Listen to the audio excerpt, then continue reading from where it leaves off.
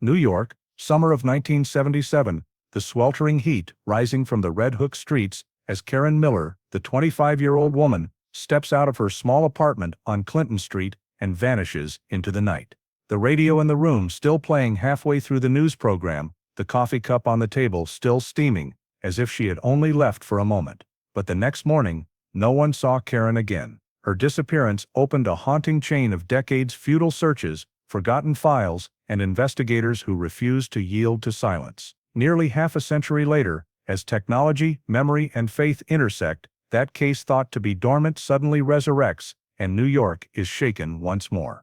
In 1977, amid the chaotic and bustling atmosphere of Brooklyn, New York, a strange disappearance began with the smallest details. Karen Miller, 25 years old, was an independent woman living alone in a small apartment on Dean Street in the Boerum Hill area. She worked as a cashier at a grocery store on Atlantic Avenue, where customers and colleagues knew her for her gentle smile and calm demeanor. Karen lived by principles, rarely late, never missing a shift, and had never left without notice. Every morning, she took the subway to work, carrying a paper bag with her lunch and a hot cup of coffee. In the evenings, she often stopped by a small coffee shop on the corner to read a few pages of a book or chat with acquaintances. Even so, to her friends, Karen always carried a touch of loneliness. She had no boyfriend, and those who got close seemed unable to stay long. Her life flowed steadily, so simple that no one could have guessed that in just one evening, everything would change forever. On November 14, 1977, Karen got off work around 7 in the evening. Outside, the light rain had just stopped, the wet streets reflecting the neon lights from restaurants and laundromats. She threw on her brown leather jacket, waved goodbye to the manager, and vanished into the bustling crowd. On her way home, she called her mother, Diane Miller, who lived in Queens. The mother and daughter talked for a few minutes, mostly about work and weekend plans. Karen promised to visit her on Sunday. Everything in the call was normal, and that was the last time anyone heard Karen Miller's voice. That night, as the clock passed 9, Diane began to feel uneasy. Karen always called when she got home, but that evening, the phone just rang endlessly. She tried to reassure herself that her daughter might have stopped by a friend's place or gotten stuck at the subway station, but an inexplicable premonition kept her restless. By midnight, Diane called again, and then several more times. No one picked up. The next morning, she drove to Karen's apartment. At the door, there were no unusual signs, just a strange silence enveloping everything. The door was locked, the lights off, and the mailbox stuffed with uncollected ads. The building superintendent said he hadn't seen Karen leave early as usual, and he hadn't heard any noises in the hallway the night before. Inside the apartment, everything was tidy, the teapot still full, the bed neatly made, the wallet and purse missing. Only the green sweater she often wore hung over the back of a chair. Diane left the apartment with a heavy heart. She drove straight to the Brooklyn police station, where the on-duty officers took her statement and said Karen might have just gone somewhere to rest. According to the rules at the time, adults had to be missing for over 48 hours before an official investigation file was opened. Diane left the station in silence, clutching the statement receipt tightly, sensing that something had truly happened. That evening, she sat alone by the old rotary phone, listening to each ring echo long into the empty space. Somewhere in this noisy city, Karen Miller had vanished, and no one knew why.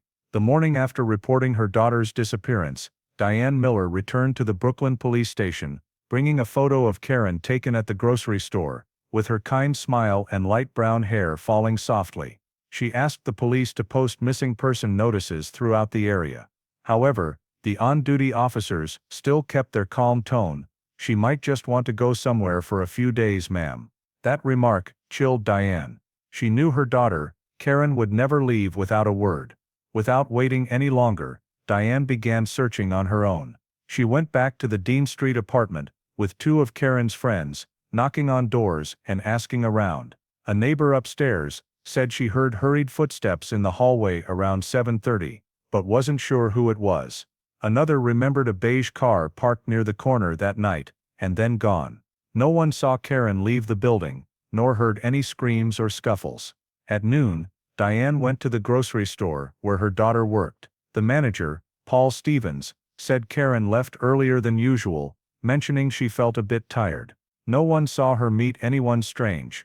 The police later combed the neighborhood, and the route she usually walked home, from the store past the small coffee shop, to the Bergen Street subway station. No one remembered seeing her that evening.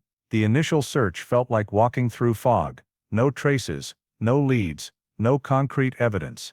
3 days passed, and Brooklyn began buzzing with rumors. A local newspaper ran a short item: young woman missing in Borum Hill, police investigating. Friends and neighbors posted flyers on lampposts, with Karen's face and the words, "Last seen November 14, 1977. Everyone said she was kind, gentle, with no enemies. Under pressure from the family and community, the police opened an official file and sent investigators to the apartment. The door was locked from the outside, no signs of forced entry. Belongings tidy, wallet still there, just the purse and house keys missing. The searches expanded. Friends, relatives, and volunteers split up to scour parks, river banks, abandoned buildings around Brooklyn.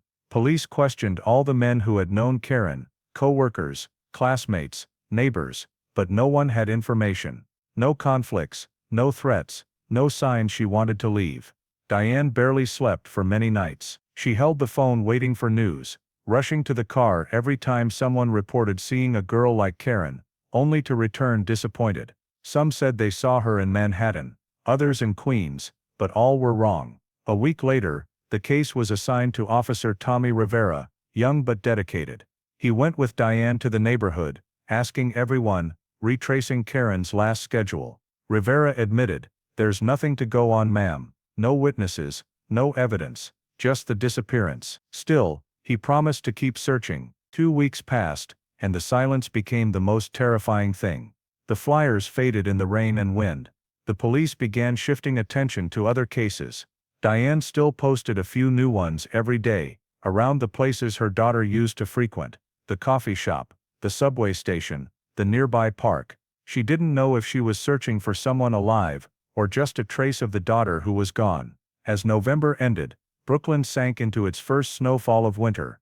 In the small apartment, the old rotary phone still sat on the kitchen table. Every time it rang, Diane startled and rushed to it, but not once was it Karen Miller on the other end. In the following weeks, as snow blanketed the streets of Brooklyn, the hope of finding Karen Miller hadn't died out, but it seemed to be fading in the dim lights of the winter of 1977. The police continued receiving tip calls from residents, people who swore they had seen a girl like Karen everywhere, from Manhattan to the Bronx, but none led anywhere. Each flicker of hope was quickly extinguished by empty reality. Diane Miller still went to the police station almost every day, asking if there was any new news, and still got the same answer: "We're looking into it, ma'am." But Diane knew her daughter's case was gradually being pushed down the priority list, buried among dozens of other disappearances in that chaotic New York City. In December of that year, the police department officially suspended the expanded search operation. They had no witnesses,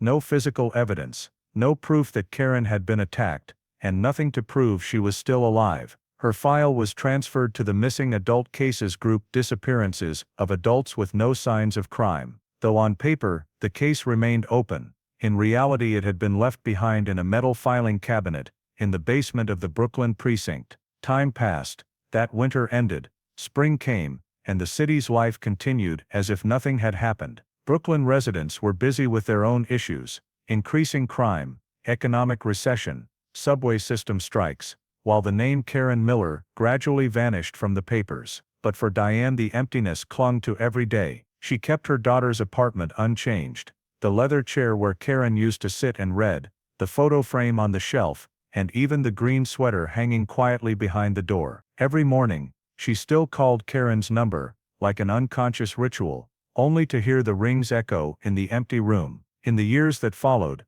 Karen's disappearance was handed off to various investigators, but no one found anything new. They re-examined the scene, re-interviewed neighbors, checked crime reports in the area, all leading back to square one. A young officer once admitted, "We don't know what to look for anymore. She vanished like she never existed." Diane didn't give up. Every year on November 14th, she went to the police station to remind them that Karen's case was still there, still unresolved. Though the faces at the station changed over time, everyone recognized the gray-haired woman, holding the faded yellowed photo, her voice trembling but resolute. A few young officers promised to review the file, but then everything sank back into silence. The 1980s passed, and investigation technology wasn't advanced enough to help them go further. DNA was still something distant, and data storage systems didn't exist. Karen's file was neatly packed in a box labeled Miller, K. Missing Person,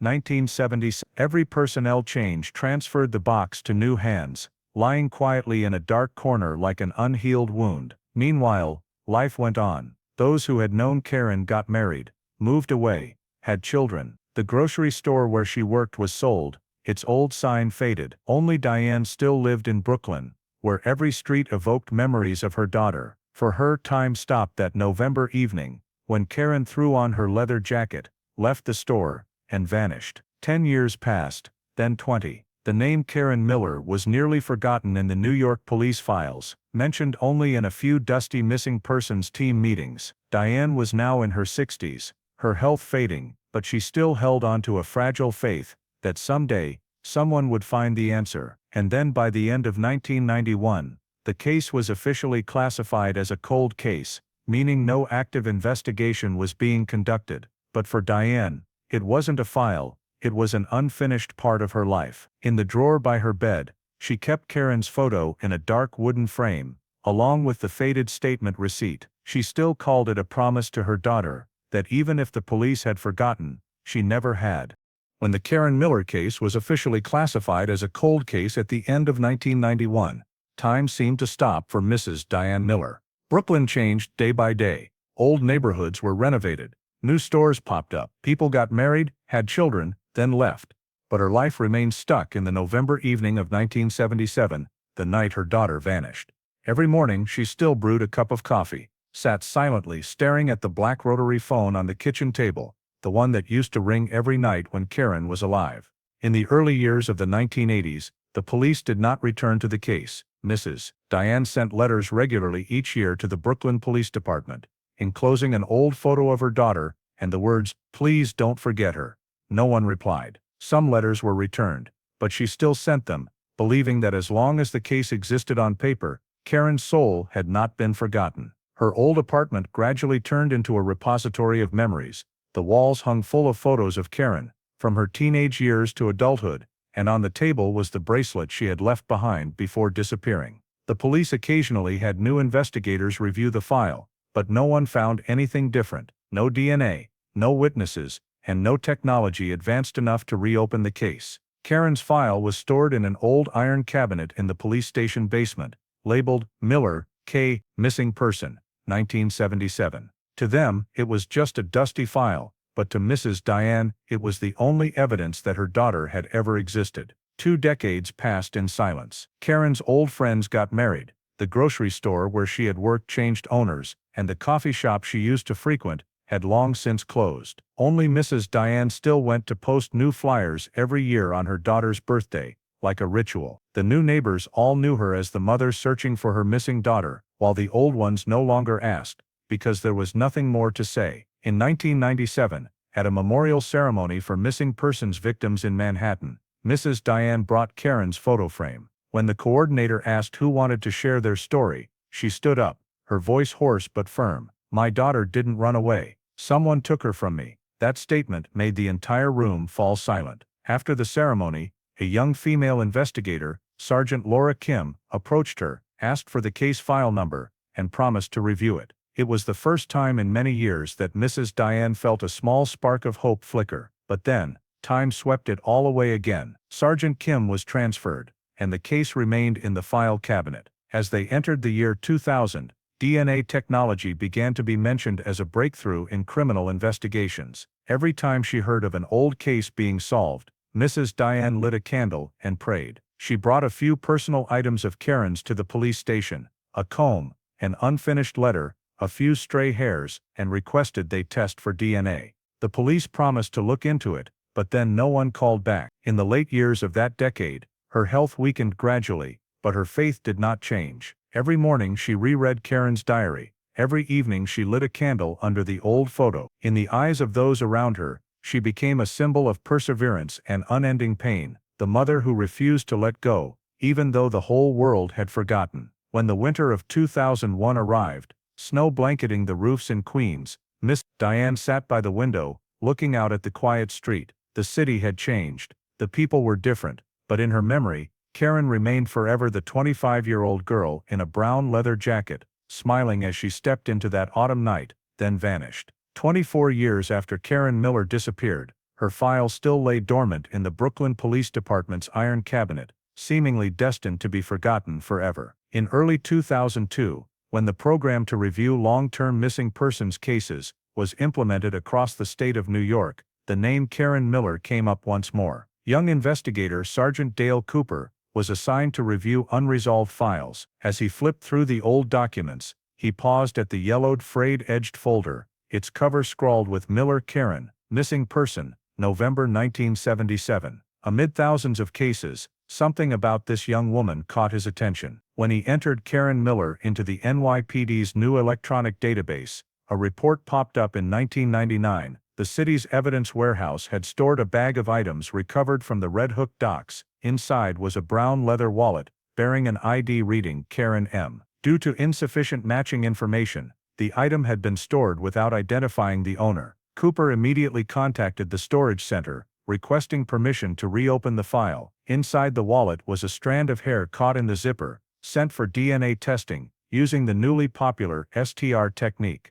The results showed the sample belonged to a woman with the same blood type as Karen's medical records, the first lead after more than 2 decades. The news was immediately forwarded to the Special Investigations Unit. A social worker who had once handled the case remembered the mother in Queens. When the police knocked on the door of the old house, Mrs. Diane Miller stood frozen for a few seconds before bursting into tears. "I've been waiting for this knock for 25 years." Though elderly, she still kept all of her daughter's mementos, utility bills, handwritten letters, faded photos. Cooper requested a sample of Karen's hair, still clinging to the old comb, to compare with the one in the wallet. When the results came back, the DNA analysis confirmed the hair from Red Hook was Karen Miller's. The lost item was the first evidence showing she had been in the dock area, nearly 6 miles from home. The police immediately reopened the investigation around Red Hook, which had been a hotbed of smuggling and unsolved crimes in the late 1970s. At the spot where the wallet was found, now an abandoned warehouse, Cooper discovered a few scraps of fabric and a woman's button stuck with worn metal. The evidence was sent for forensics, revealing yet another unidentified male DNA sample. Though not enough for charges, the result convinced the entire team that Karen's disappearance was not random. Local media began reporting, 1977 disappearance case reopened after 25 years. The articles described Karen as a gentle woman, with no enemies, and mentioned the resilient mother who had never given up. A few people who had lived in Brooklyn back then called the hotline, saying they remembered seeing a girl like Karen at the docks on the night she vanished, with a light-haired man. From those scattered accounts, the police reconstructed Karen's last image. She left the grocery store at dusk, walked home, then somehow ended up at the Red Hook docks. Who had she met? Why had the wallet lain there for 20 years? Those questions opened a new chapter for what seemed like a dead case. For the first time in over 2 decades,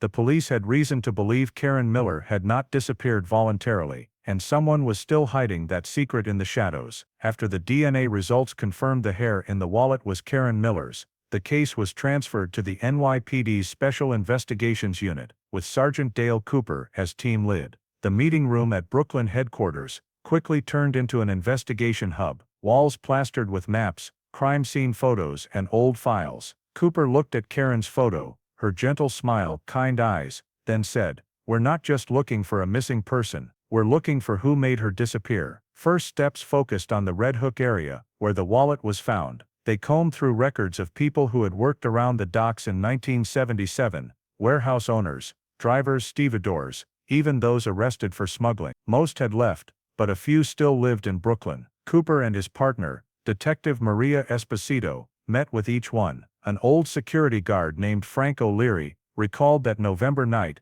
he saw a young girl in a brown coat with a light-haired man driving a silver Ford. They stopped to talk near the pier. The girl seemed to want to leave, but the man grabbed her arm. When shown Karen's photo, he nodded, "Looks just like her." This testimony gave the investigation a new direction. The police dug through Karen's old coworker lists. In the grocery store records, they discovered the name Alan Reeves, who had worked the same shift and quit just weeks after Karen vanished. Reeves had no current address, but the electronic archives showed he had been arrested in 1985 for assaulting his girlfriend. Cooper tracked him to his new residence, a small house in Staten Island, where Reeves lived alone as a plumber. After obtaining a warrant, the team collected DNA samples from Reeves' household trash and drinks. The results left the entire room silent. The sample matched the male DNA on the button found in Red Hook. It was the breakthrough they had waited for over months. On March 18, 2002,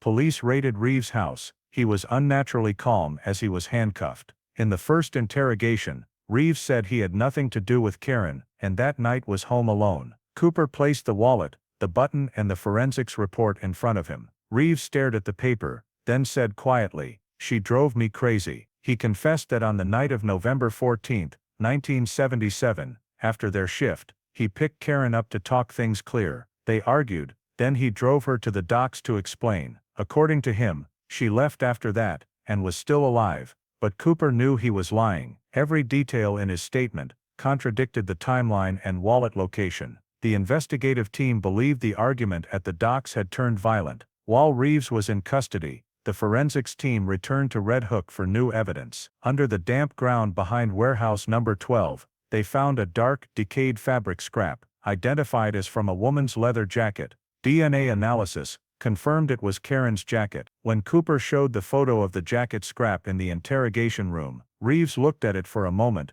then bowed his head. "I didn't mean to," she screamed. "I lost control." Cooper stepped out of the room and called Mrs. Diane Miller. On the other end of the line, the mother burst into tears. "I knew you would find it," she said, her voice trembling. Cooper replied, "We're not stopping yet, ma'am." After that call, her more than 25 years of waiting seemed compressed into a single breath. The news quickly spread across the city. Newspapers ran big headlines. "Suspect arrested in 1977, mystery disappearance. DNA uncovers the truth." Neighbors in Brooklyn were stunned. Many who had known Reeves described him as polite, quiet, no one suspecting he had hidden his crime for decades. But for the police, this was just the beginning. They needed to know exactly what happened to Karen, where she was murdered, where her body was, and whether Reeves acted alone. While reviewing old files, Cooper discovered a previously overlooked detail: an emergency call from a payphone near Red Hook on the night Karen vanished.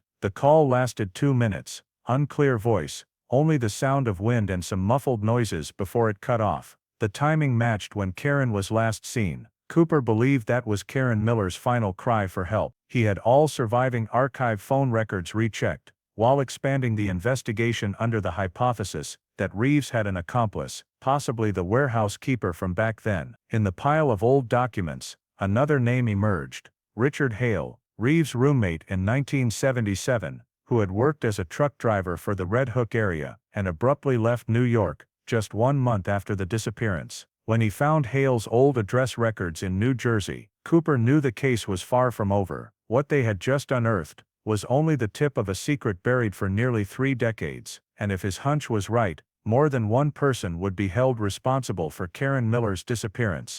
After Alan Reeves was arrested, many thought the Karen Miller case had its conclusion, but for Sergeant Dale Cooper, it was only the beginning. Reeves might have admitted to losing control on that November night in 1977, but he stubbornly denied killing her, insisting Karen left alive.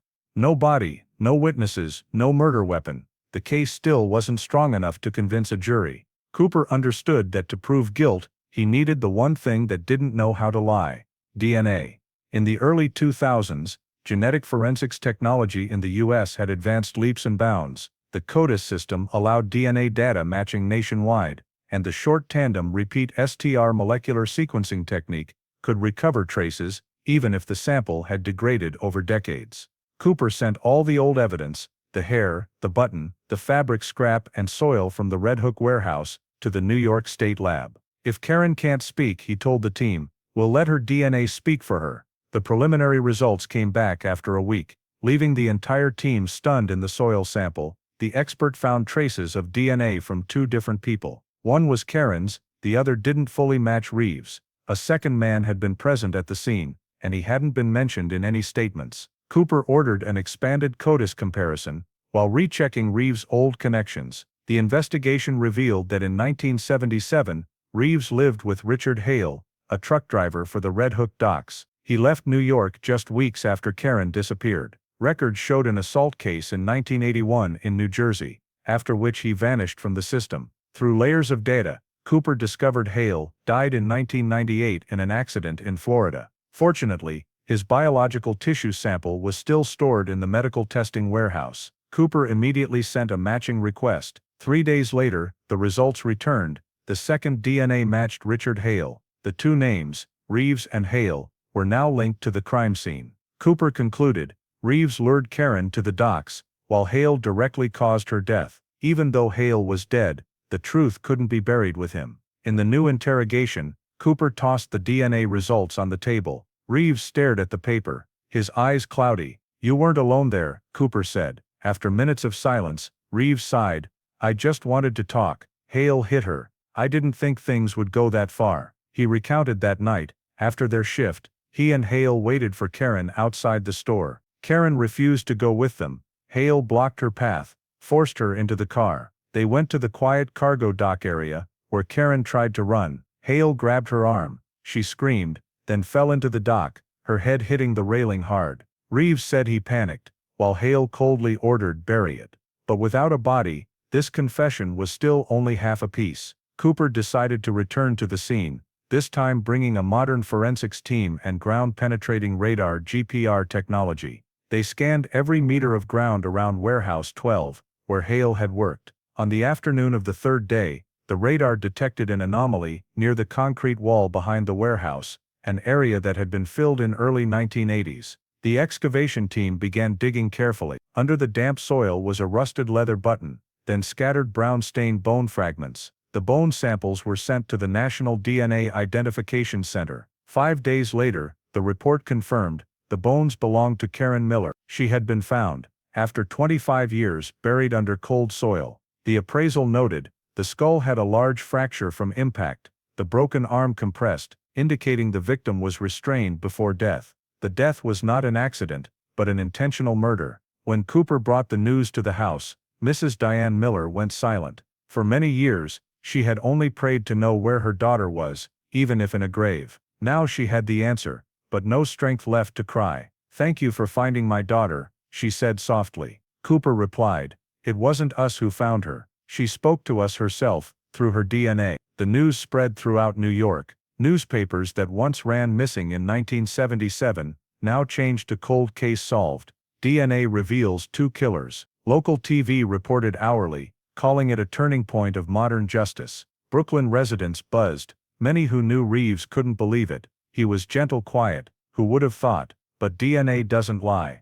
The Brooklyn DA's office quickly finalized the indictment. Reeves charged with 2 counts, second-degree murder and concealing a body. Even though Hale was dead, his name was listed as accomplice. Police held a press conference announcing the full investigation process, emphasizing DNA's role in cracking the case. An officer said, technology not only brings justice, but gives voice to those who no longer have a chance to speak. That night, Cooper stayed at the office, sitting before the investigation board. On the wall was Karen's photo, young face, kind. He thought of the time the case was forgotten, of the aging mother who waited more than half a lifetime. In his heart rose a feeling of both satisfaction and bitterness. Justice came, but too late.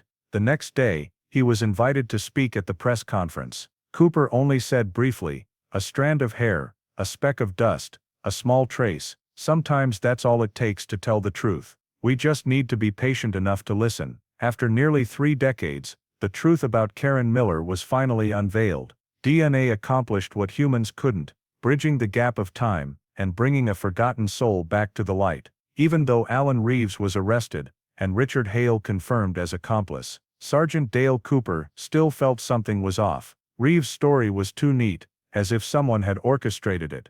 When reviewing the original 1977 file, Cooper discovered an overlooked detail, the 911 call at 2247, from a payphone in Red Hook. In the recently digitized recording, A trembling male voice said, "She's gone, she's gone." The voice didn't match Reeves. The FBI Audio Analysis Lab determined the voice matched 80% with Richard Hale, but the tape showed signs of multiple recopies, not the original. Someone had deliberately edited or erased information. Cooper checked the NYPD archives and found the initial investigation report by Lieutenant Charles Norwood, replaced with an incomplete copy missing the description, "Strange tire tracks near Pier 3. When he reached Norwood, now retired in Long Island, he sighed, "I was ordered to stop the investigation. That girl saw something she shouldn't have." According to Norwood, the 1977 case involved Thomas Greenfield, a major shipping company owner in Red Hook at the time,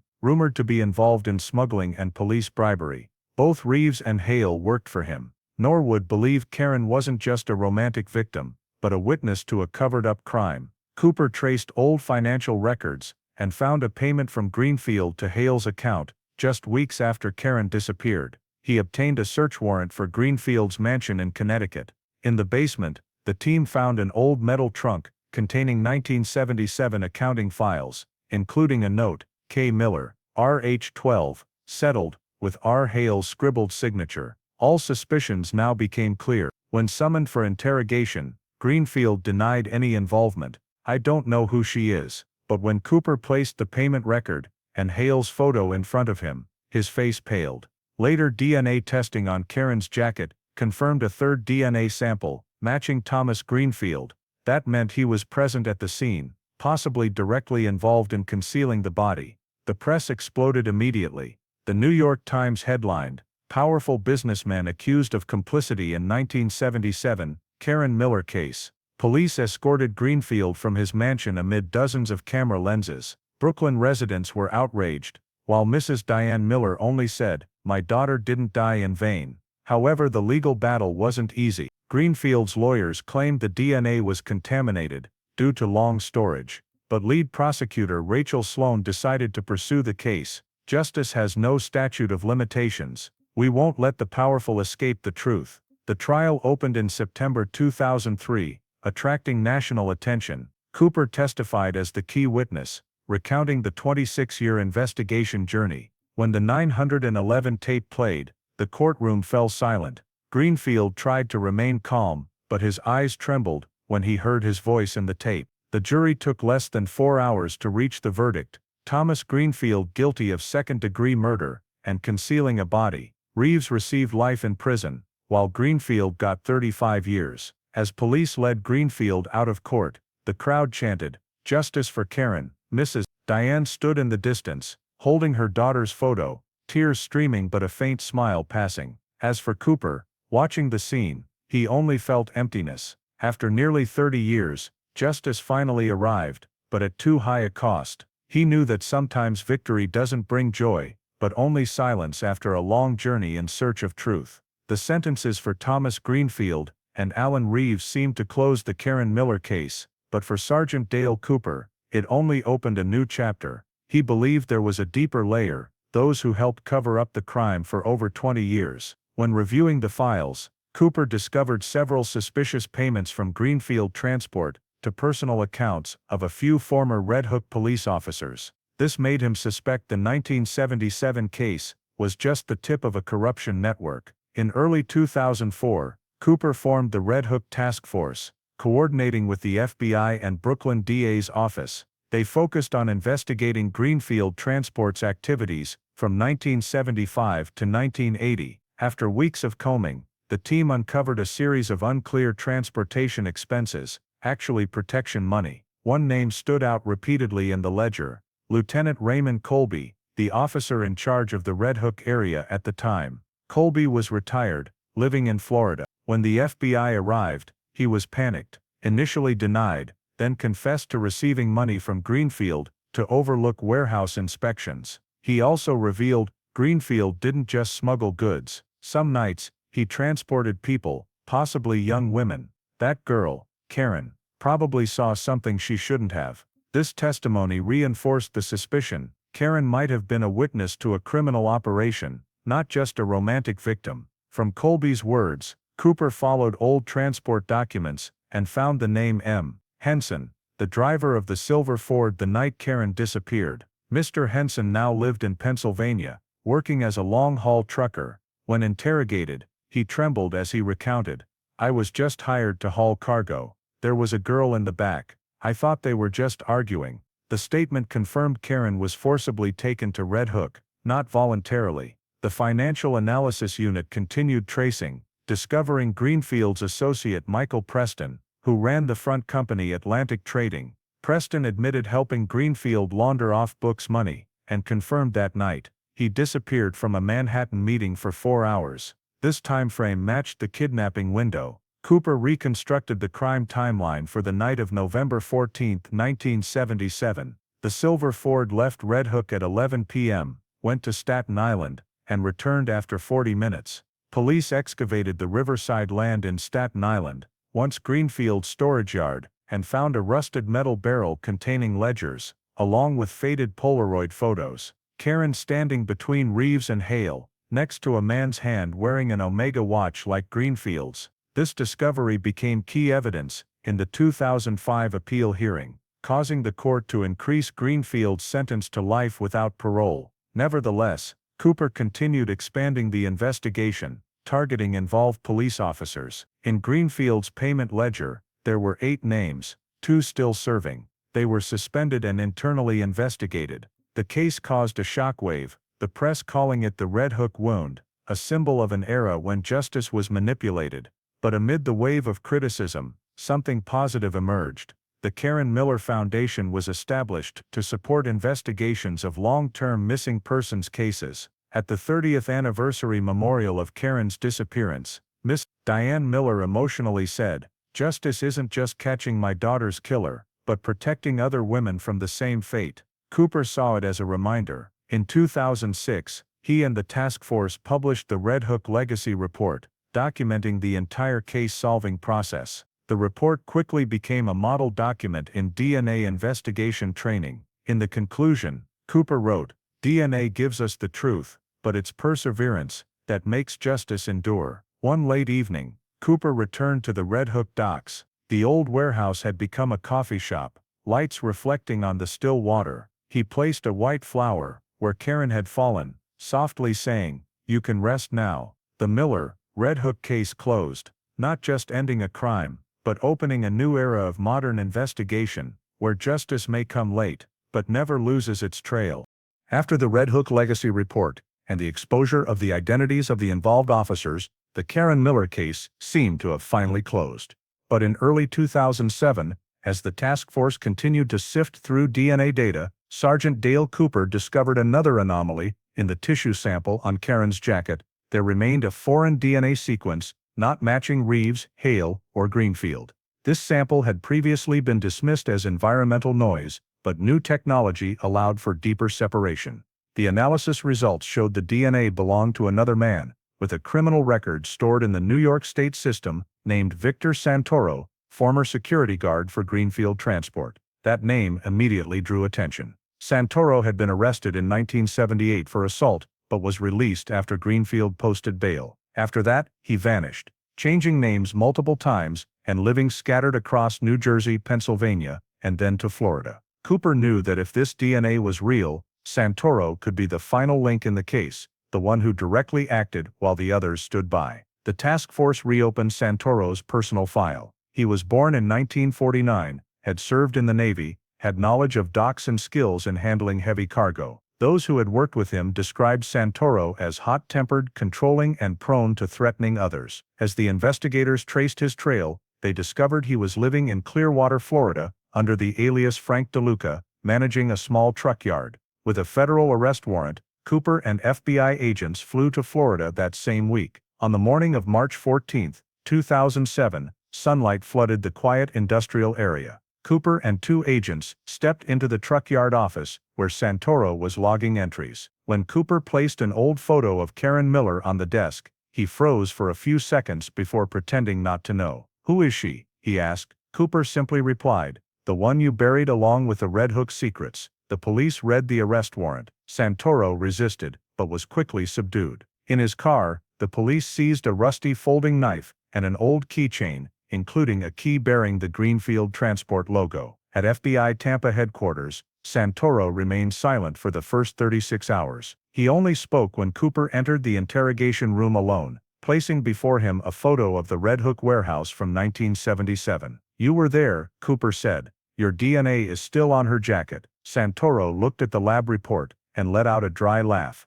30 years and you still remember. "You cops are persistent." Finally, he confessed that night, he had been called by Greenfield to handle the problem. Karen was tied up in the warehouse with Reeves and Hale standing guard. When she screamed, Santoro had knocked her unconscious with the handle of an iron bar. "I didn't think she was dead," he said softly. "I was just following orders." This confession confirmed the final suspicions. The police immediately charged Santoro with first-degree murder and participating in an organized crime ring. The arrest sent shockwaves nationwide. The media called Santoro the last ghost of Red Hook. Many couldn't believe a case spanning 3 decades could close with such a specific arrest. During the expanded investigation, the forensics team discovered trace blood on the folding knife seized from Santoro's car that matched Karen's DNA sample. This was the final irrefutable evidence. On August 22, 2007, Santoro was extradited to New York under tight FBI escort. He remained silent throughout the flight,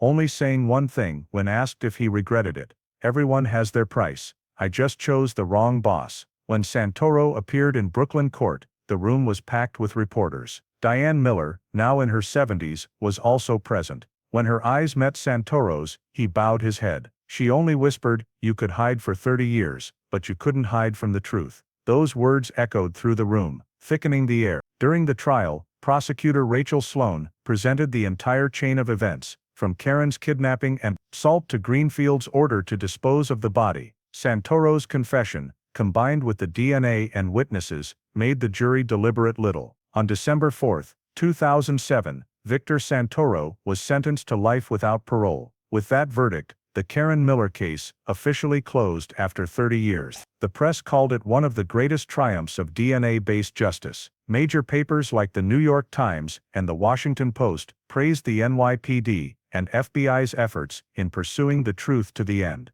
But for Cooper, this victory brought no sense of elation. As he left the courthouse, he saw Diane standing alone outside, the wind scattering an old photo of Karen. He approached and helped her pick it up. "Thank you," she said, "for keeping the promise to my daughter." That evening, Cooper returned to the office and opened Case 77, BK 412 file one last time. He added a line: "All suspects fully identified. Case closed, 30 years, 3 months, 20 days. He gently closed the file, looking out the window where Brooklyn's lights still flickered. Outside, the city had changed, but justice, though late, had found its way back. The trial of Victor Santoro began in the spring of 2008, nearly 31 years after Karen Miller disappeared. Though time had faded many memories, the case still shook all of New York. The press called it the trial of 3 decades, where the past, crime, and justice intersected. The main hall of Brooklyn District Court was packed with reporters, victims' families, and those who had followed the case from the early days. In the front row, Diane Miller sat silently, her trembling hands clutching her daughter's photo. Across the room, Santoro was led in, hands cuffed, silver hair, and a face etched with deep wrinkles. He avoided everyone's gaze, but couldn't escape the eyes of the mother whose only child he had stolen. The trial was presided over by Judge Harold Bernstein, known for being strict but fair. Prosecutor Rachel Sloan, who had handled the Greenfield case, led the prosecution. The defense was attorney Arthur Klein, a specialist in tough cases, trying to build an argument that Santoro had no intent to kill, just followed orders. From the first minute, Cooper knew this wouldn't just be a criminal trial, it would be the final battle to affirm that DNA could speak for the truth. In the opening, the prosecutor presented the chain of events meticulously, from Karen's disappearance in 1977, to the file reopenings, DNA results, confessions from Reeves and Hale, and Greenfield's involvement. The courtroom fell silent as the recording of Santoro's confession played. "I was just following orders," she screamed. "I had to make her quiet." Rachel paused, looking straight at Santoro and saying, "Defendant, you didn't just make her quiet. You stole an entire life." The defense objected, claiming the recording was involuntary because Santoro confessed under isolation. But Cooper, called as a witness, affirmed the interrogation was fully legal, continuously recorded. He described how Santoro's DNA was found on Karen's jacket, the rusty knife, and even the warehouse key, evidence that couldn't be tampered with. During the witnesses, Frank O'Leary, a former Red Hook guard, took the stand. He recounted the night in 1977, when he saw a girl in a brown jacket, arguing with three men near the pier. When the prosecutor showed him Karen's photo, he nodded shakily. "I've been silent too long. I saw her try to run." The courtroom went silent, only Diane's choked sobs from the front row breaking it. On the third day of the trial, the prosecution presented the Polaroid photo, found in the metal drum on Staten Island, the image of Karen standing between Reeves and Hale, with a third hand wearing an Omega watch. Rachel pointed to the watch and said, "Your Honor, this is evidence of Santoro's presence with Greenfield at the scene. No doubt anymore, they killed Miller together." The defense tried to turn the tide, claiming DNA could be contaminated, that the long-time made evidence not absolutely valid. But the state's forensic expert, Dr. Lorna Price, affirmed molecular structure doesn't lie. Santoro's DNA matches exactly with the traces found on the victim's jacket. The trial lasted over 2 weeks, the press reported hourly, describing the clash between science and desperate defenses. In the closing arguments, Rachel looked straight at the jury, her voice clear. 30 years, a mother who never stopped searching,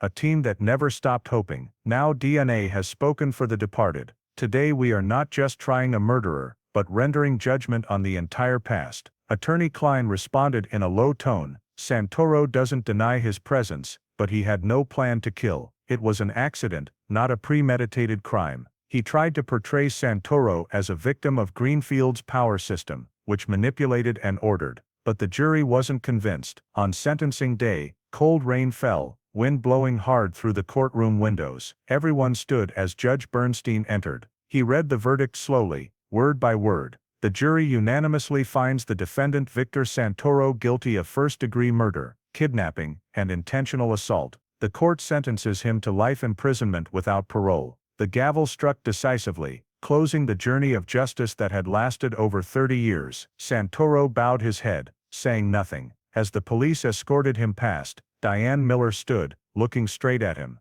"You stole my child," she said, her voice trembling but firm. "But you couldn't steal her justice." Santoro paused for a moment, then continued walking in silence. Outside the courthouse, the rain still fell. The press swarmed Diane, but she only said, "I'm not seeking victory. I just want my daughter to rest in peace." Cooper, standing nearby, placed a hand on her shoulder. "Now Karen has justice." The trial ended, but its echoes spread across America. Law schools incorporated the Karen Miller case into their curricula, viewing it as a prime example of DNA's power in solving cold cases. Time magazine ran an editorial, "When justice comes late, it still holds eternal value." That evening, Cooper returned to the office, looking at the completed file stack. He removed his badge, placed it beside Karen's photo, and sighed. "We did it," he whispered, as if to himself. Outside, Brooklyn's lights still shone, illuminating a city that had hidden too many secrets. But now, one of those secrets had been exposed, and justice, after 30 years, finally had its true face. On the morning of May 17,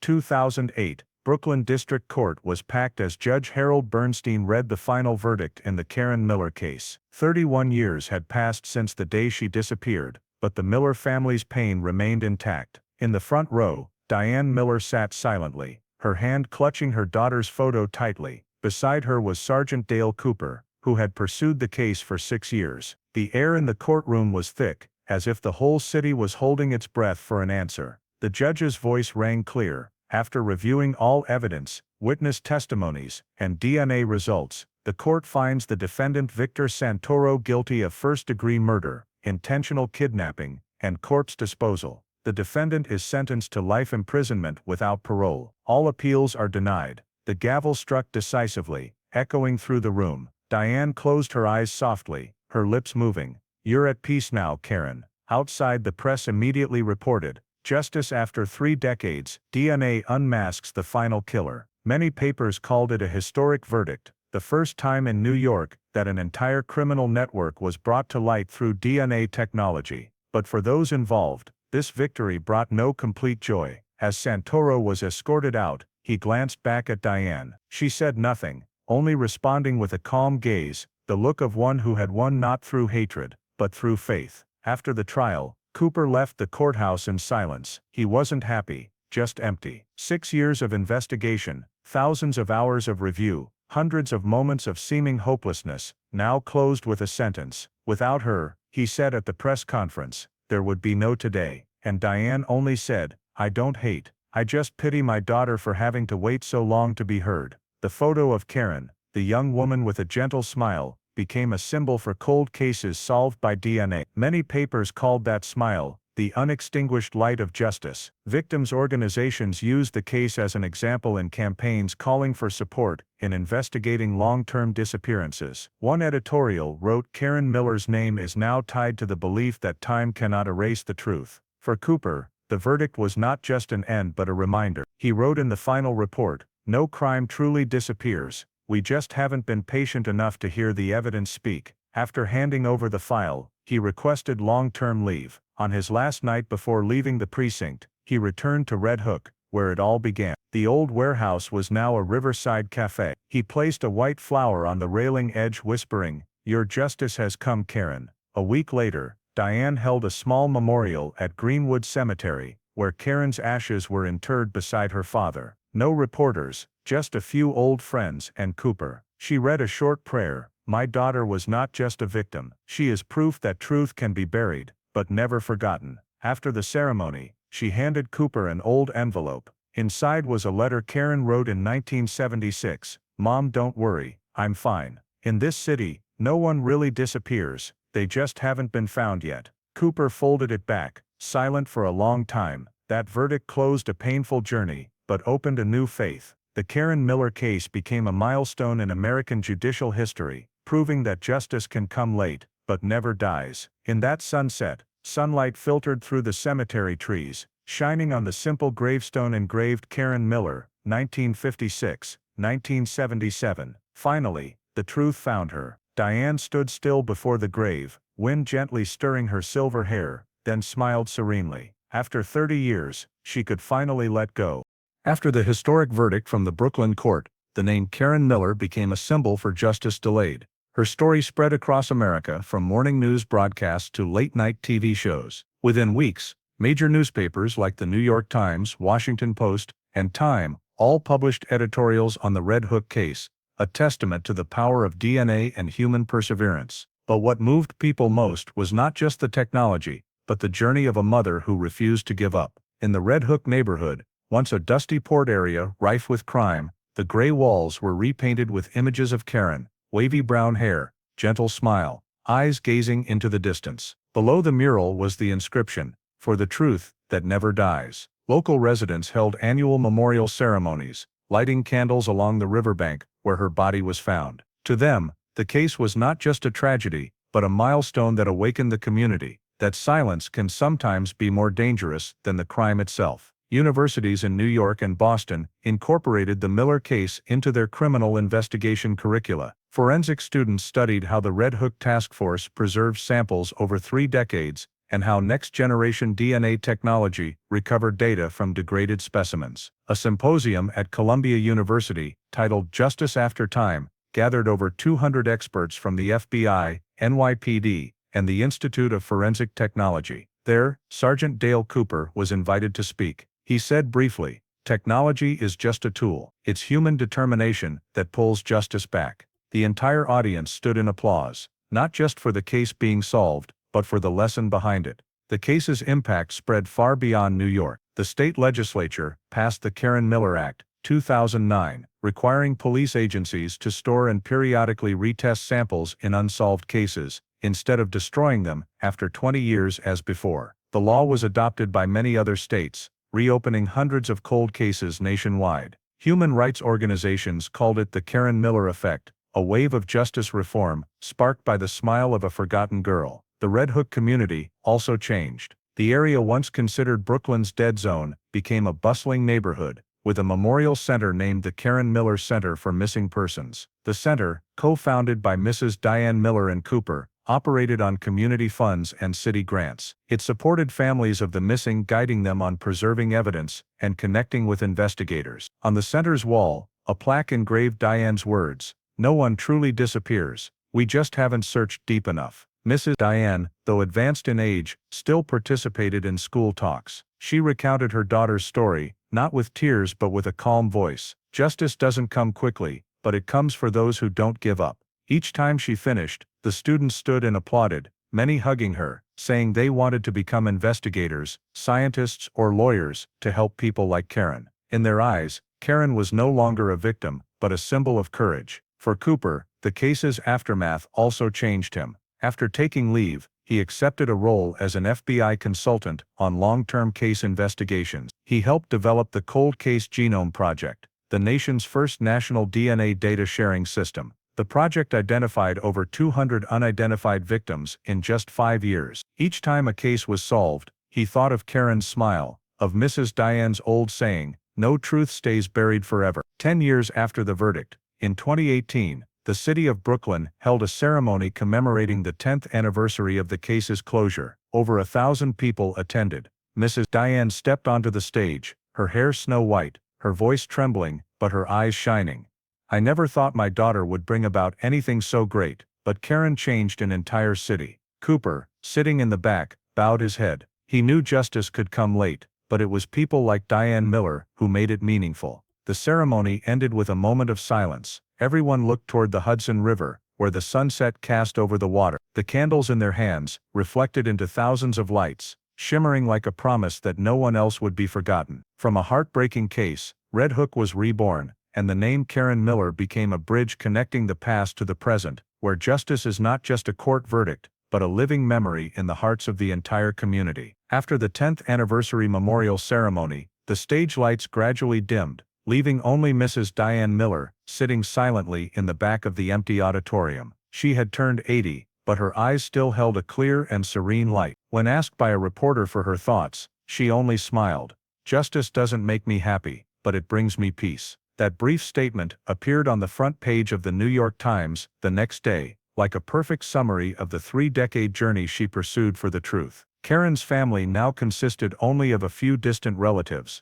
Mrs. Diane's brother had passed away, and the only grandchild, Michael, the son of Karen's sister, now worked as a freelance reporter in Boston. Michael grew up with stories about the missing aunt he never met. "I don't remember her voice, but I remember her image through my grandmother's storytelling," he shared in a TV interview. "I became a journalist because I wanted to write about people like my aunt, people who are forgotten, but deserve to be remembered." After the verdict, Michael decided to produce a documentary titled The Silence of Red Hook, recreating his family's quest for justice. The film quickly gained acclaim, screening at the Tribeca Film Festival, and winning Best Documentary Short in 2009. In the film, there was a segment that made many audiences tear up, the scene of Mrs. Diane standing before the Red Hook docks, the wind tousling her silver hair, whispering, "My daughter is no longer here, but every time I hear the waves, I see her still smiling." The film ended with her placing a white flower on the water's surface, an image that later became a symbol for solved cold cases. After the film's release, hundreds of letters poured into Mrs. Diane's home, some from parents of missing children, some from retired police officers,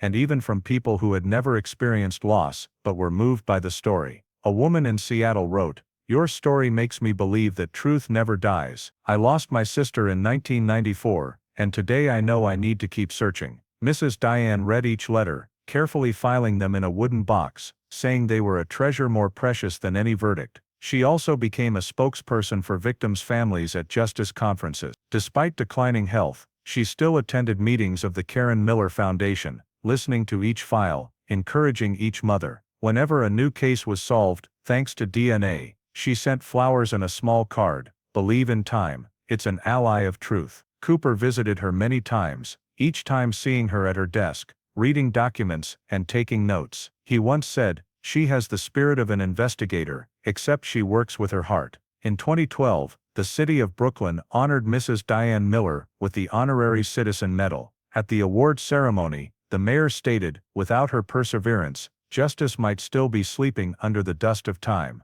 Upon receiving the medal, she said, "I don't represent myself, but all those who have had to wait." The crowd stood and applauded, many in tears. After the ceremony, she returned to her small home in Queens, where she kept Karen's room corner unchanged, the guitar with broken strings, the old diary, and the Fleetwood Mac band poster on the wall. She changed nothing. "I don't keep it for the suffering," she said, "but to remember the joy before the tragedy happened." Every year, on her daughter's birthday, she still lit candles and sang softly, "Happy Birthday," though her voice was trembling and weak. Cooper still visited often, bringing flowers or photos from newly solved cases. He saw her as a living symbol of faith and kindness. "Every time I think of her, I remember that police aren't just about catching bad guys, but also about preserving hope for those who have lost," he shared in an interview. In 2015, Mrs. Diane's health visibly deteriorated. In their last meeting, she told Cooper, "I know I don't have much time left, but I'm at peace. My daughter has been found, and justice has been served. The only thing I wish is that everyone will continue fighting for those who haven't had the chance like my daughter." A year later, she passed away in her sleep at age 87. Her funeral was simple, as per her wishes. Hundreds of Red Hook residents came to pay respects, including former officers, journalists, and families of victims she had helped. On her gravestone was engraved, "Diane Miller, 1929-26, the Mother of Justice." Cooper stood still before the grave, clutching Karen's old letter tightly. He whispered, "You two have reunited now." Mrs. Diane's passing did not end the story, but made the community even more determined to continue the mission. The Karen Miller Foundation renamed the memorial room the Diane and Karen Miller Room, displaying images of mother and daughter, a symbol of faith and love, undefeated by time. After Mrs. Diane Miller's passing, the Karen Miller Foundation shifted focus to the field she believed in most, applying DNA technology in criminal investigations. Her saying, "Technology is the voice of those who cannot speak," became the motto for all the foundation's activities. With funding from government and private organizations, the foundation established the Karen Miller Justice Laboratory in Brooklyn, specializing in recovering old DNA from cold case files. Sergeant Dale Cooper, after retiring, was invited to serve as chief advisor. He collaborated with the FBI and the New York Institute of Technology to develop Trace DNA, a system capable of extracting DNA from minute traces, even from samples over 40 years old. This technology ushered in a new era for criminal investigations, where a single hair or fabric scrap could identify a perpetrator. In its first 3 years, Trace DNA helped solve over 150 cases, including the disappearance of Rebecca Lang 1984, cracked thanks to tissue on a button. "Karen didn't die in vain," Cooper said. "She taught us to listen to the past with the tools of the present." The press called it the second Karen Miller effect. Following the Red Hook case, the U.S. Congress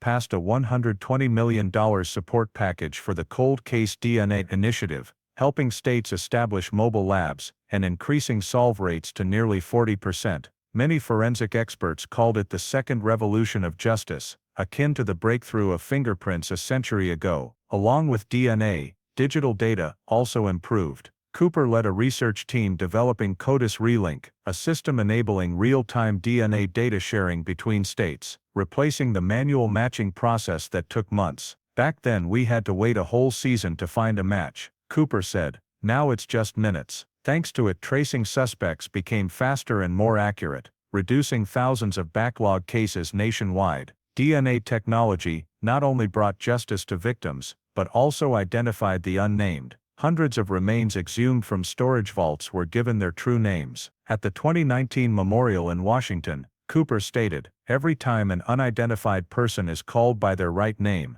another soul finds peace, and that's Karen's legacy." That statement was engraved on the research center's wall as a reminder that technology only matters when it serves humanity. However, the rapid development of technology also sparked controversy. Some human rights organizations worried that DNA databases could be abused, invading privacy. Cooper acknowledged the risk, but affirmed, "Technology has no ethics, the users do." Through strict ethical standards, processing samples only with court approval, the Karen Miller model became a prime example of transparently combining science and law. By 2020, the Karen Miller Foundation partnered with the United Nations on the Missing Voices Project, sharing DNA technology with developing countries. From a 1977 case in Brooklyn, that technology spread globally, helping thousands of families find missing loved ones. At the partnership signing, Cooper said, "A small story can change how the whole world seeks truth." Every year, on November 14,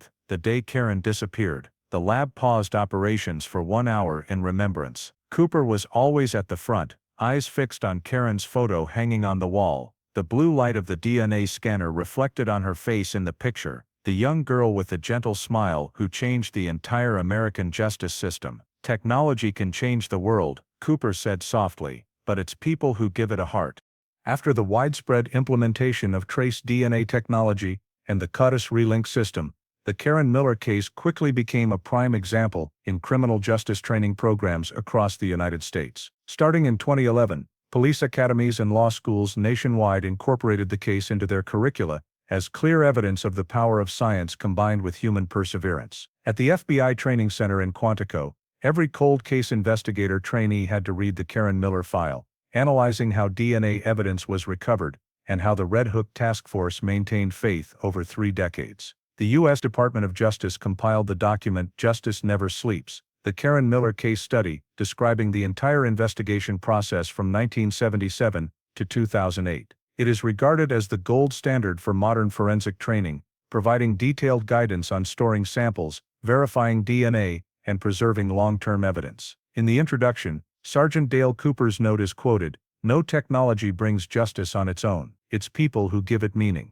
This quote is engraved right below Karen's photo in the lobby of the National Institute of Forensic Science. In training courses, the case is often recreated as a practical exercise. Trainees divide into groups simulating investigation, prosecution, and forensics teams, carrying out the entire process from DNA recovery to tracking down suspect Santoro. The key lesson isn't in the techniques, but in the attitude, persistence, and professional ethics. One instructor said, "If you want to understand why police don't give up, study the Karen Miller case." The case's influence extended beyond U.S. borders. In 2015, Dale Cooper was invited to speak at the Global Forensics Summit in Berlin. He shared the 30-year journey to crack the case, emphasizing the importance of international cooperation in DNA tracing. "Truth has no nationality," he said, "and DNA is the common language of justice." The speech was cited in Forensic Science Review as an official reference. That same year, the International Justice Institute used the Karen Miller case as a model for training in long-term case management,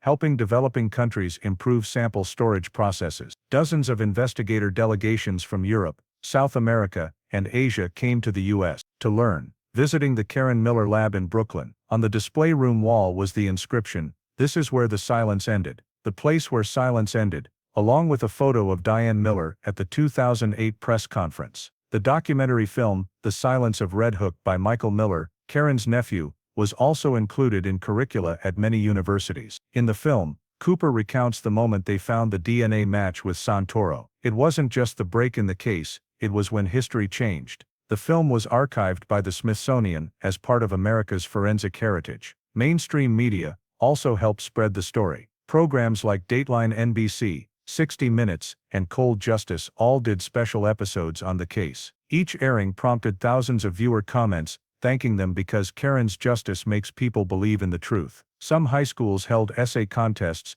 If you were an investigator on the Karen Miller case, what would you do differently? Thousands of students participated, many saying the story helped them understand the meaning of perseverance and humanity. By 2020, when the FBI upgraded its online DNA training program, the Karen Miller case still appeared in the first chapter. The introduction read, "This is not just the story of one victim, but a journey that redefined justice through science and faith." By then, Cooper had retired, living peacefully in Vermont. In an interview, he was asked what he remembered most. He pulled an old photo of Karen from his pocket. "I keep it to remind myself that every advancement starts with a real person." He believed that without people like Karen and Diane, technology would just be cold numbers on a computer screen. Today, in any lecture on DNA investigation, the Karen Miller case is mentioned as a symbol of faith and endurance. It not only demonstrates the power of technology, but also shows that justice always needs the human heart to guide it. From a small disappearance in Brooklyn,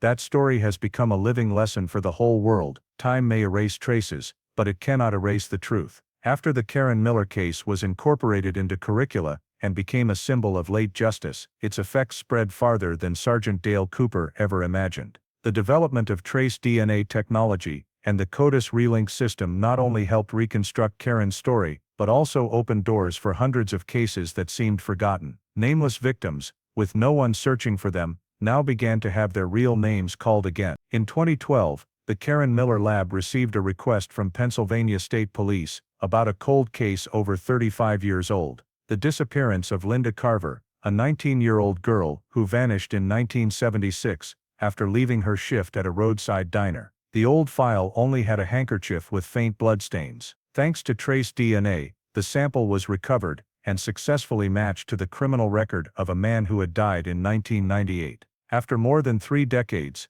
Linda's family finally knew she was gone. Her mother said at the press conference, "Thanks to Karen Miller, my daughter came home." That case was just one of hundreds of similar stories. In 2014, the New Jersey investigation team sent a small evidence bag from the Marjorie Hill case, 1981, to Brooklyn, a victim assaulted and missing after a concert. From a remaining hair sample on the jacket, the lab identified the suspect, a truck driver who had worked the same route as Santoro. Connecting the two cases decades apart prompted the FBI to reopen all files related to illegal transport rings in the Northeast, revealing that the Karen Miller case was just the tip of an organized crime iceberg. Journalists called it the chain reaction of justice. In 2015 alone, over 300 files were reopened nationwide. Among them was Patricia Knox's case in Ohio, a victim missing since 1982. Her DNA was matched to remains found in a Michigan state park, thanks to the CODIS relink system.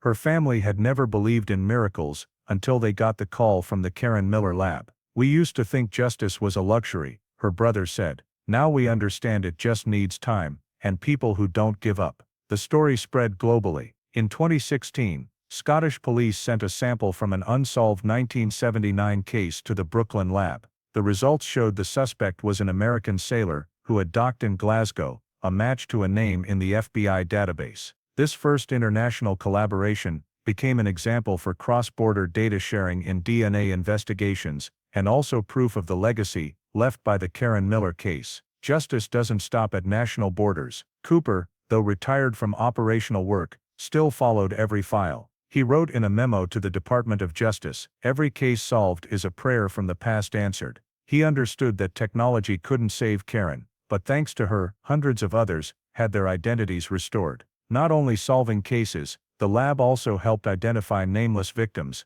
those Jane Does once forgotten in file storage. In 2017, they announced the identities of 3 unidentified women in Florida, missing during the 1970-1980 period. One of them, Eleanor Price, was identified through DNA matching her niece in Texas, who had never known she had a lost aunt. At the press conference, she said, "I grew up hearing about Karen Miller. I never thought that same technology would help my family find lost blood." By 2019, the FBI reported over 1,200 cases solved thanks to methods derived from trace DNA and the Relink data platform. That number represented thousands of families finding answers. Forensic experts called it the humanitarian legacy of Karen Miller, a story that transcended personal tragedy to become a catalyst for changing the entire investigation field. The city of Brooklyn erected a small plaque outside the Karen Miller Center, engraved with "For every name restored, a soul is freed." Below the plaque was a list of the first 100 victims identified through DNA technology. Visitors often left white flowers,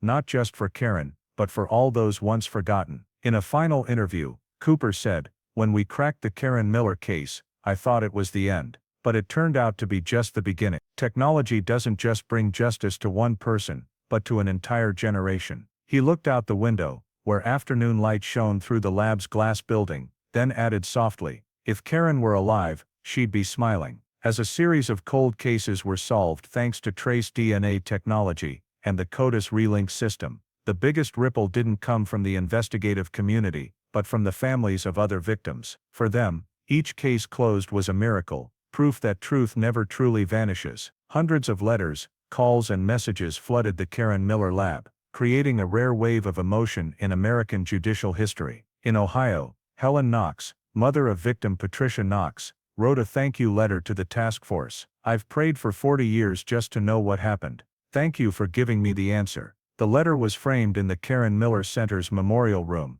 beside the inscription, "No one truly disappears if there's still someone searching." This saying later became the motto of the National Victim Family Support Program. In Pennsylvania, John Carver, Linda Carver's brother, shared in an interview, "I used to think technology was just cold numbers, but now I understand, when used by people with faith, it has a heart." That quote spread quickly, dubbed the message of humanity in science. From there, many other families began speaking out. They shared their stories, sending photos of loved ones to the Karen Miller Fund for joint commemoration. A group called Families for Justice was formed, gathering over 80 families with missing loved ones. They raised funds for free DNA testing and participated in the Light for the Lost campaign, lighting candles annually in front of the Karen Miller Center. For them, Karen was not just a symbol of justice, but a guide for thousands of souls yet to be found. The strongest emotions came from families once overlooked. When the Eleanor Price case, a black woman missing in 1979, was solved in 2017, her mother Agnes Price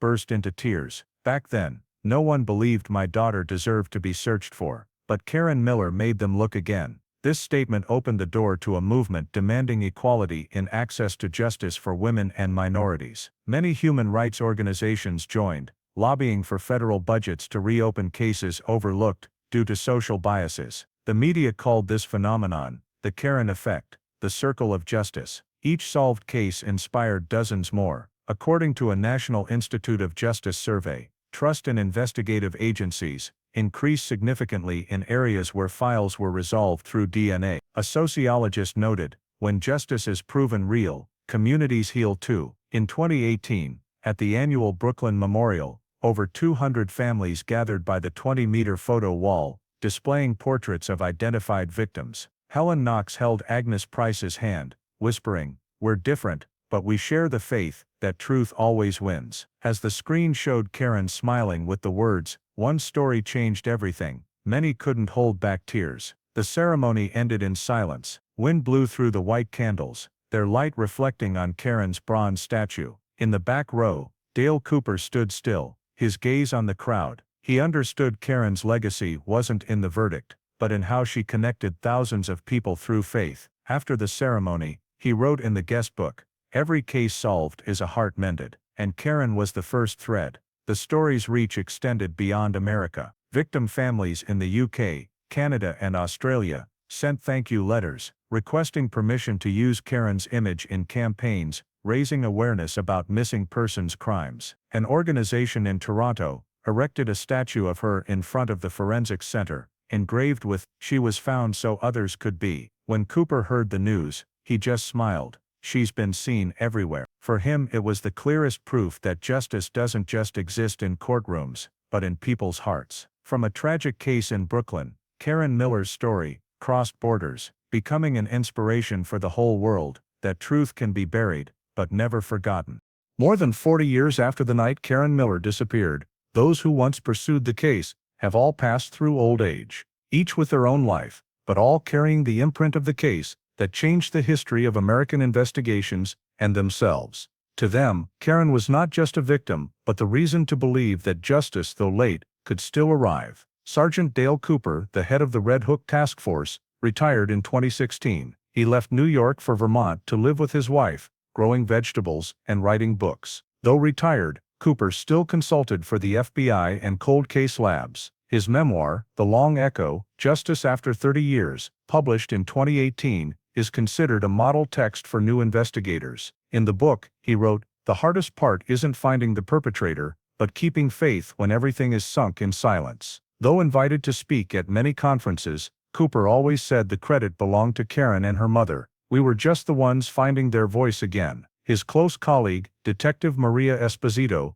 was promoted to captain of the NYPD's Unsolved Cases Unit. She became a symbol for the resilient generation of female investigators. Under her leadership, nearly 200 cases were solved using DNA technology. After retiring in 2020, Esposito founded Women for Justice to train women in the field. At her farewell ceremony, she said, "I always remember Mrs. Diane Miller, the one who taught me that perseverance is stronger than any evidence." Agent Paul Ridley, the first forensic expert to develop trace DNA, continued working at the Institute of Forensic Technology until 2022, then switched to teaching at Columbia University. He often started classes with Karen's photo and said, "This is why I chose this profession." Under Ridley's guidance, His students helped identify dozens of unidentified victims. Every scientific advance starts with a real person, he said. For me, that was Karen. Lieutenant Raymond Colby, who once took bribes from Greenfield but later cooperated in the investigation,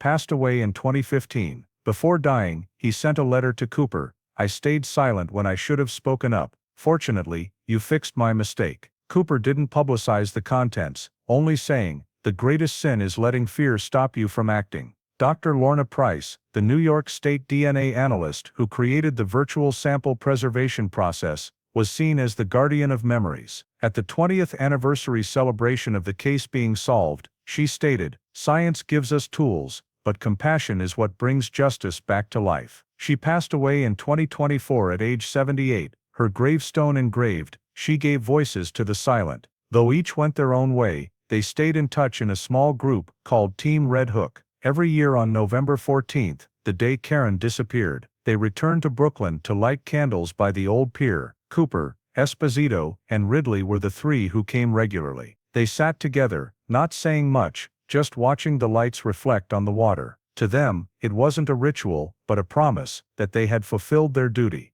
In 2025, the city of Brooklyn inaugurated the Red Hook Memorial Park, erecting statues of Karen and her mother, Mrs. Diane, next to statues of the three investigators. On the plaque was engraved, "For those who never stop looking." Hundreds of residents attended, bringing photos of loved ones identified through DNA. When asked about her feelings, Esposito only said, "We didn't do anything extraordinary, we just didn't give up." Now at age 75, Cooper frequently visited the Karen Miller Center. He sat before the photo of the young girl from 1976, the light from the DNA scanner casting on her face. He wrote in the guest book, "Every case eventually ends, what remains is faith." To Cooper, the Karen Miller case didn't just close a file, but was a reminder for the entire justice system. Justice doesn't just come from courts, but from people who dare to keep going when everyone else has stopped. In the autumn of 2027, Sergeant Dale Cooper returned to Brooklyn after many years in Vermont. On the Riverside Path, he stopped at the Red Hook Memorial Park, where the statues of Karen Miller and her mother, Mrs. Diane, stood next to the three investigators who pursued the case. On the bronze plaque, the inscription read,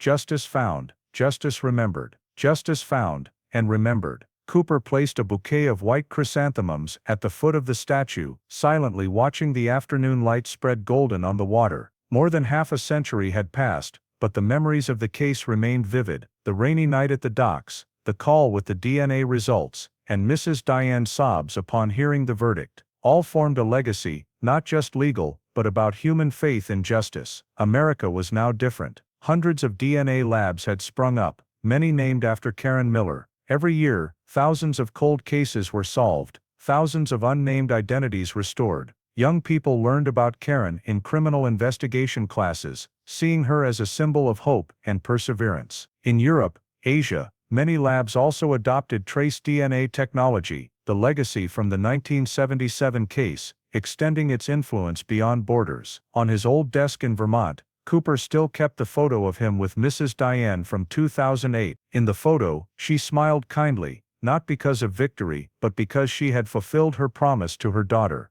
Cooper once said, "True justice has no winners, only those who refuse to give up." That spirit made the Karen Miller story a lesson for generations, that truth can be forgotten, but never disappears. In Brooklyn, residents still held the Night of Lights ceremony every month, lighting candles along the Hudson River to remember unsolved victims. Children learned about Karen as part of city history. Journalists called it justice culture, when society turns memory into collective faith that justice exists, not just in courts, but in communities that care. In a final life interview, Cooper said, "Technology can solve cases, but only compassion makes justice last." When asked what he regretted, he smiled, "Only that I couldn't tell Karen she changed the world." That afternoon, he walked to the old pier, where the first evidence was found. Now it was a small coffee shop named the Long Echo, run by forensic students to raise funds for missing persons projects. On the wall hung the words, "Inspired by Karen Miller." The owner recognized him, saying softly, "We still tell her story to everyone." Cooper just nodded, no more words needed.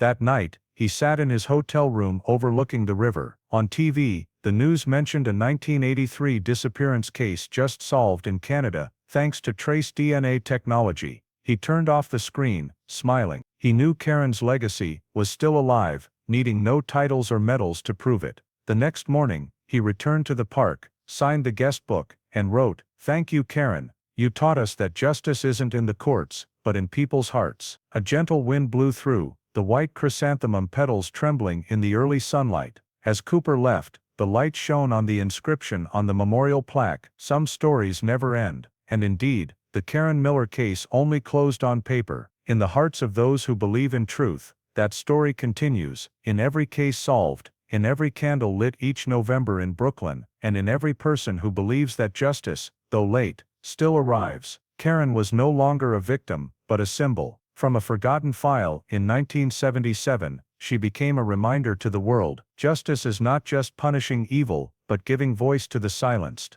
And as the final line in Cooper's memoir, "Some cases close, but justice never stops," it is still written, day by day, in human hearts. Many years after Sergeant Dale Cooper passed away, the Karen Miller story continued to live in America's memory as part of modern justice history. The statue of Karen at Red Hook Memorial Park became a destination for school children, students, and young investigators. Every autumn, those who participated in the case returned to light candles. No one gave speeches, no one mentioned the crime, only the soft light in the night, and the faith that truth, though slow, always triumphs. The first and clearest legacy was the change in investigative mindset. Before this case, cold case files were often seen as hopeless. After Karen Miller, police departments nationwide established unsolved cases units and adopted long-term DNA sample preservation protocols. The Trace DNA Protocol model, born from the Brooklyn lab, became the national standard, used by the FBI,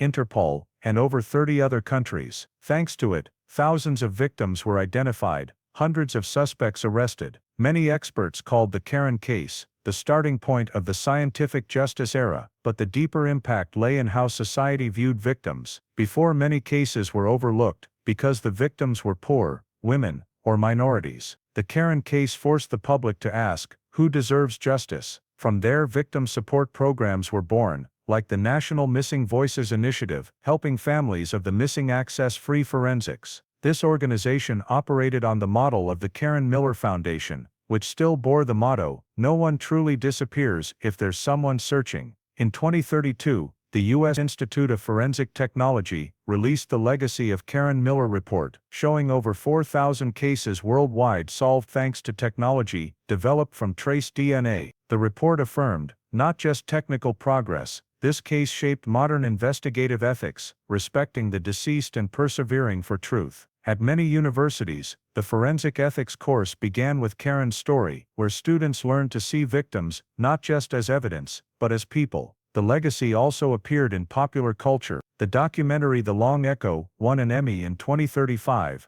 recounting Cooper and the Red Hook Task Force's journey, seen as redefining the humane true crime genre. On social media, the hashtag #JusticeForKaren was still used to share newly solved old cases. Everywhere, people said the same thing: if Karen Miller could be found after 30 years, no case is hopeless. Even in education, her name was mentioned with respect. Brooklyn High School renamed its library the Karen Miller Learning Center, displaying images and artifacts from the case. Every year, students wrote essays on what does justice mean to you, a way for the new generation to understand that justice is not just a verdict, but compassion. Many chose investigative forensic or victim psychology fields inspired by this story. On an international scale, the cross-border DNA cooperation model Cooper once proposed now became a global network, called Project Echo, connecting 72 countries in sharing data and tracing the missing. On the project's homepage was a tribute,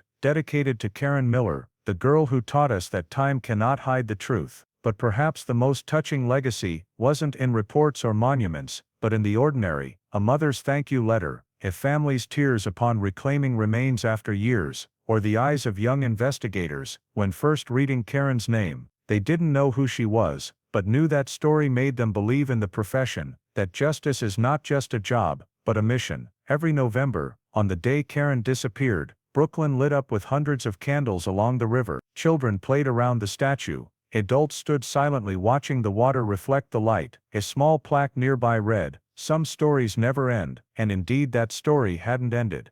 As long as there are searchers, as long as someone believes in truth, Karen Miller's legacy lives on. Karen, the 25-year-old girl from Brooklyn back then, now not just a symbol for a solved case, but a reminder that justice has no expiration date. She represents millions of unnamed victims, for investigators who refuse to let go, for the faith that every shadow can be illuminated. And in the twinkling lights on the Hudson River, people still whisper Cooper's old saying, "Every case will eventually end. What remains is faith."